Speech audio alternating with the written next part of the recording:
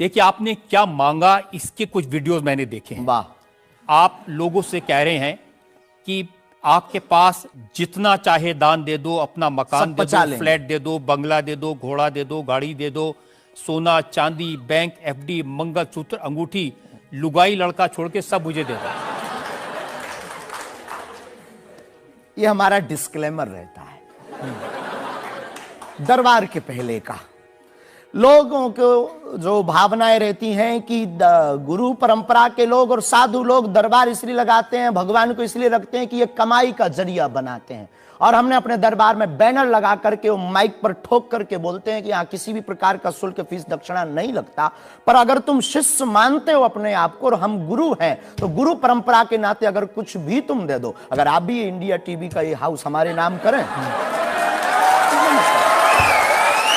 हमें कोई दिक्कत, हमें कोई दिक्कत। और लेते भी हैं,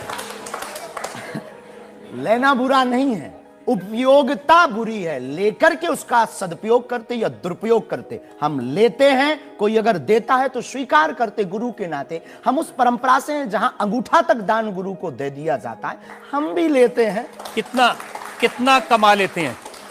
हमारी तो कोई फिक्स कमाई नहीं है, क्योंकि हमारी कोई कंपनी या बिजनेस नहीं है। कोई चढ़ा जाता है, हमारे पास करोड़ों सनातनियों का प्यार, लाखों करोड़ों लोगों की दुआएं, हजारों संतों का आशीर्वाद, इतनी कोई हिसाब किताब तो रखता होगा ना कि कितना पैसा आया। जितने सनातनी उतनी कमाई, हिसाब आप लगाओ।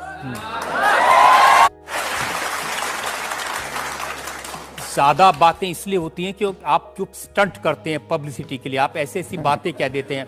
आप कहते हैं कि बिना वीजा के हनुमान जी रावण की लंका में घुस गए थे। ये जो मॉडर्न युवान भाई बहन है, इनको लंका प्रवेश के बारे में बताएंगे तो इनको ये लगता है कि ये घिसी पिटी बातें इनके दादा परदादा बताते रहे, ये बेचारे ऊब गए। इनको कुछ ऐसा चाहिए कि उस अध्यात्म से ये कनेक्ट हो पाए। और जैसे रावण ने मुझसे फोन पे बात की। हाँ बिल्कुल, हम वही बोलने ही वाले थे। लगता है आज हमारी शक्ति आपके पास पहुंच गई। तो हमें आपको समझाना है, रावण से फोन का बात का मतलब सबके अंदर रावण बैठा है। कोई ऐसा दुनिया में नहीं जो गलत कृत्य देख रहा, गलत कर रहा और सच जानते हुए चुप है, वो रावण की दृष्टि का आदमी।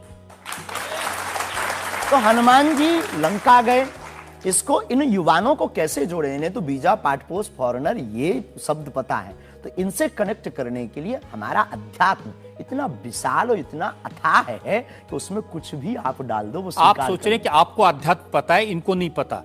इस देश की जनता को आपसे ज्यादा अध्यात्म पता है। ऐसा हमने नहीं कहा। हमें अपने हिसाब का पता है, उन्हें अपने हिसाब का। वो अपने में श्रेष्ठ हैं, हम अपने में अब जो कोशिश कर रहे हैं विद्यार्थी। हमने ऐसा कभी नहीं कहा कि हम श्रेष्ठ हैं, और ये आरोप हमें नहीं लगता कि ठीक है। आपका ये कहना कि मेरे पास एक गधा है जिसमें वाईफाई है और वो प्लेन में भी वाईफाई चलता है, ये मजाक की बातें नहीं है। लोगों की दृष्टि से, भावनात्मक दृष्टि से देखा जाए तो ये बहुत गहरा विषय है। मजाक की दृष्टि से अगर कोई देखेगा तो देखो, जाकी रही भावना जैसी प्रभु मूलत देखी तिन तैसी। भगवान की कोई लीला को सिर्फ रास लीला को उठाते हैं, लेकिन हम तो महाभारत भी उठाते हैं। तो अपनी अपनी दृष्टि है, हम ये मजाक में नहीं कहते। हम उनको बताना चाहते हैं कि हमारे देवी देवताओं से जो हमारे इष्ट की परंपरा की जो निशानी है, वो अगर नजदीक रहे, गुरु की निशानी अगर नजदीक रहे, माता पिता की बातों की निशानी नजदीक रहे, तो बेटा कभी गलती नहीं करेगा, वो चार चांद लगाता रहेगा। शास्त्री जी, इसको कहते हैं आप अंधों के शहर में आईना बेचने की कोशिश कर रहे हैं। ऐसा हमारा भाव नहीं है, अपितु हमारा भाव ये है कि उस केवल वाईफाई को हम बताते नहीं, उसकी महिमा भी बताते हैं, और दरबार में आने वाले लोगों को उसकी महिमा का अनुभव भी कराते हैं। तो फिर वो जो बात मजाक की है ना, वो फिर अध्यात्म, आस्था, ईश्वर से जुड़ करके नास्तिक भी आस्तिक बन जाता है। देखिए, आपको भोले भाले लोगों को बताना चाहिए कि भाई ये मैं मजाक में कह रहा हूँ, विनोद हम कहते हैं, और ये मैं असल में बहुत बार बोलते हैं विनोद हम कर रहे हैं, हम बहुत बार बोलते हैं। अब कोई हमारे विनोद को सीरियस ले ले तो वो उसका निजी अनुभव है। तो अब मैं लोगों को बता दूं कि एक बार बगैर टिकट पकड़े गए थे आप रेलवे में। हाँ, ये तो बताना चाहिए। बिल्कुल पकड़े गए थे, लेकिन ये भी बताइए कि हम टीटी से ही 1100 रुपया लेकर आए थे। उसी टीटी से लेकर आए थे, और जिस वाईफाई की आपने चर्चा की उसी वाईफाई की दम पर उसके बाप का नाम बताकर लेकर आए थे। इसी तरह की बातें कह के ऐसे दिखाते हैं जैसे चमत्कार कर दिया, जैसे मेरे ऊपर हनुमान जी की बहुत कृपा हो गई, मैं भविष्यवक्ता हूं, और फिर जो भोले भाले लोग हैं वो प्रभावित हो जाते हैं। हमने कभी ये नहीं दावा किया कि हम चमत्कारी हैं। आज भी आपकी अदालत में हम कहते हैं कि हम कोई चमत्कारी नहीं है, हम कोई ईश्वर नहीं है, हम कोई महात्मा नहीं है, हम एक आम इंसान हैं। लेकिन हमारी अपने इष्ट के प्रति आस्था, ऋषि परंपरा के प्रति आस्था है, जो महर्षि वाल्मीकि से पत्र दरबार की महिमा चली है, उस महिमा का हम अनुकरण करते हैं, और उस आस्था में उलझनों में का रास्ता मिल जाता है तो उसे आप चाहे चमत्कार मानिए अथवा फिर आप अपनी बुद्धि से जो जिसने जो जाना वो हमें माना। देखिए शास्त्री जी, बहुत सारे ऐसे लोग हैं, गरीब हैं, परेशान हैं, बीमारियों से थके हारे हैं, डॉक्टर से आशा छूट जाती है, हॉस्पिटल से आशा छूट जाती है, वो आपके पास आते हैं, वो सोचते हैं यहाँ इलाज मिलेगा। किसी का बच्चा बोल नहीं सकता, किसी का बच्चा चल नहीं सकता, वो लोग बड़ी आस्था विश्वास लेके, जो मैंने जानकारी हासिल की, वो आते हैं, सोचते हैं कि यहाँ से शायद उन्हें कोई रास्ता दिख जाएगा, और उन्हें मिल जाता है। जो आते हैं श्रद्धा पूर्वक आते हैं। देखो, जिंदगी में अगर वो परेशान है और डॉक्टर से परेशान होकर के या कहीं से भी निराश होकर के आया और उसे कुछ मिले ना मिले, हम ये तो नहीं कहते, जिसकी जितनी निष्ठा उसको उतना हमारे बागेश्वर बालाजी के दरबार में मिलता। और अगर नहीं मिलता, अगर उसे जीवन जीने की अगर डांडस और सात्तावना मिलती है, तो क्या ये भी कम है? बिना पैसों में, बिना दक्षिणा दिए, बिना कुछ लगे अगर हनुमान जी से जुड़ रहा, अगर वो प्रभु से जुड़ रहा, अगर उसे जीवन जीने में 4 दिन की जिंदगी है, डॉक्टर ने कह दिया तो मर जाओगे, लेकिन बागेश्वर धाम के नाम से उसके चेहरे पे मुस्कुराहट है कि मेरा हारे का सहारा है, तो अगर ये मुस्कुराहट उसके चेहरे पर आती, इससे किसी को गुस्ताखी क्यों? देखिए, अगर बागेश्वर धाम आने से लोगों का इलाज हो जाता है तो फिर आपको कैंसर हॉस्पिटल बनाने की क्या जरूरत है? यही तो हम बताना चाहते हैं कि दुआ और दवा दोनों आवश्यक है। हमने ये नहीं कहा कि हम डॉक्टरों के खिलाफ हैं। अब मैंने पूछ लिया तो आपने दवा ऐड कर दिया उसमें। नहीं, हमने औषधालय बागेश्वर धाम पर खुलवाया है और मंदिर के समीप खुलवाया है। वहां पर ग्राम पंचायत का भवन है, वहां पर आयुर्वेदिक औषधालय है। दुआ और दवा मतलब नीचे दवा है और वहां ठीक नहीं हुए तो दुआ के लिए चढ़ जाओ मंदिर पर, दोनों काम करें, ठीक है। और ये कोई नई बात नहीं है, हमने ऐड नहीं की, डॉक्टर खुद ऐड करता है, ऑपरेशन करता है, जब ठीक नहीं होता तो वो भी कहता है तुम भी प्रार्थना करो। लेकिन ये सही है कि जिस इलाके में आप हैं उस इलाके में बहुत सारे ऐसे लोग हैं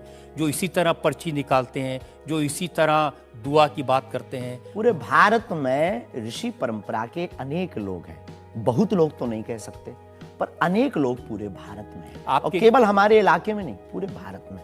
हमारे इलाके में बागेश्वर बालाजी की महिमा और दादा गुरुजी के पास दरबार से, कृपा से बहुत से महापुरुष और भी। मैं बताता हूँ, एक लवलेश नाम के गुरुजी हैं, 20 साल की उम्र है और वो भी इसी तरह से पर्ची निकालते हैं। हम कभी ऐसे मिले नहीं, इस भाव से हमारा कभी मिलना नहीं हुआ और इस विषय पर उनका निज मत हो हम कह नहीं सकते, ईश्वर जाने। नहीं, मत तो पता नहीं, उनके ऊपर रेप का इल्जाम है और वो जेल में है, कह नहीं सकते।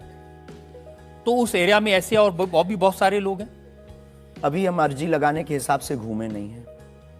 आप कहो तो इस बार जाकर के घूमेंगे कितने लोग हैं।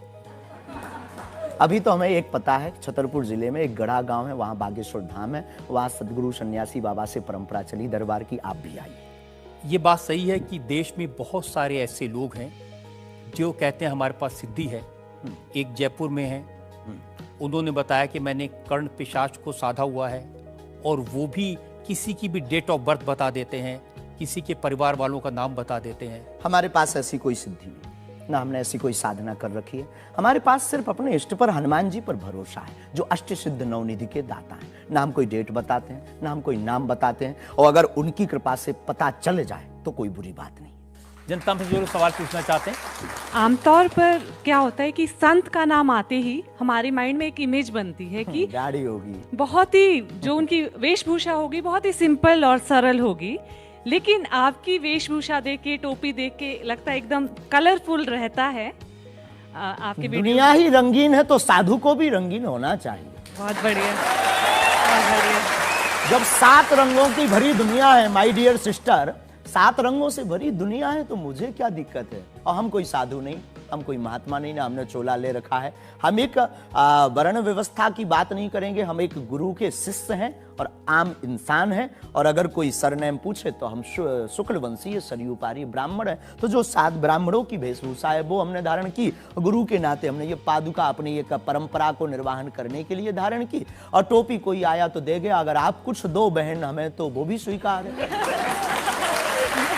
आप चाहो तो कुछ हमें पहनने को दे सकते हो, हम पहन लेंगे। एक वेबसाइट ने लिखा कि ये जो टोपी पहनते हैं ये पहनाने वाले से भी कुछ गुरु दक्षिणा लेते हैं, जो कपड़े पहनते हैं, जो कपड़े जिसके दिए पहनते हैं उससे भी कुछ पैसा लेते हैं। आज तक ऐसा कोई मिला नहीं है, खोज जारी है।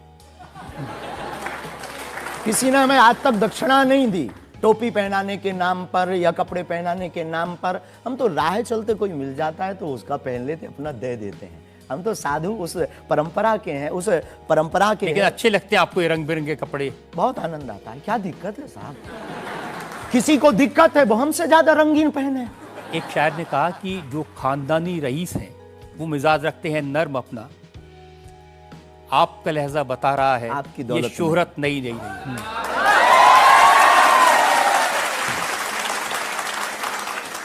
लोगों को लगता है, हमें लगता है कि हमारे जीवन में न हमें धन प्रिय है, न मान प्रिय है, न सम्मान प्रिय है, हमें हनुमान प्रिय है। और हमने जब से जन्म लिया तब से हम धनवान है, क्योंकि हमारे हनुमान है।